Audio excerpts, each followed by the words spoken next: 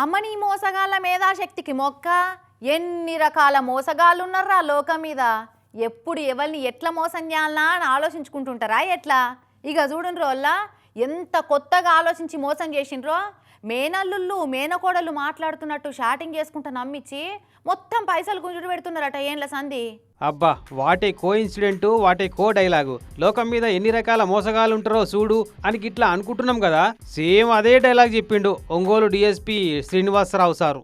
అందరికీ ఒకటే ముక్కు, రెండు కళ్ళు, ఒకటే నోరు, రెండు చెవులు, అవునా?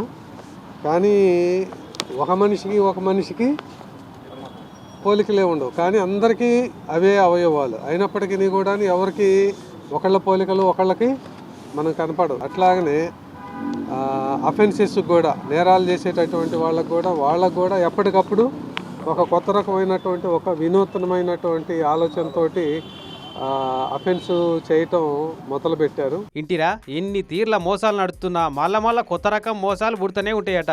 సారు వెనక నిలబడరా చూడు, కోట విజయకృష్ణ, చిక్కాల చక్రవర్తి అనే ఈ ఇద్దరు బద్మాషులు కూడా ఓ కొత్త రకం మోసాన్ని ఆవిష్కరించారట. అది ఏంటంటే తనకు తెలిసినటువంటి నెంబర్లు లేదంటే ఎక్కడైనా సరే చూసిన నెంబర్లు కామన్గా ఏదో ఒక నెంబర్కి ఫోన్ చేస్తాడు. ఫోన్ చేస్తే మామయ్య అని చెప్పేసి పిలుస్తాడు. మామయ్య అని చెప్పేసి పిలిస్తే అవతల వ్యక్తి గనక చెప్పురా చందు అనో లేదా చెప్పురా ప్రకాష్ అనో అన్నారనుకో, కథం దొంగలుని బుట్టలో పడ్డట్టే అవతలోళ్ళు. మామయ్య నేను కొంచెం ఇబ్బందుల్లో ఉన్నా మామయ్య అను, ఫ్రెండ్కు యాక్సిడెంట్ అయింది మామయ్య, అర్జెంటుగా డబ్బులు అవసరం ఉన్నాయి మామయ్య అను, బిజినెస్ చేస్తున్నా కొద్దిగా డబ్బులు అవసరం ఉన్నాయి మామయ్య అను నమ్మిచ్చి ఫోన్లో పైసలు ఇప్పించుకుంటారట.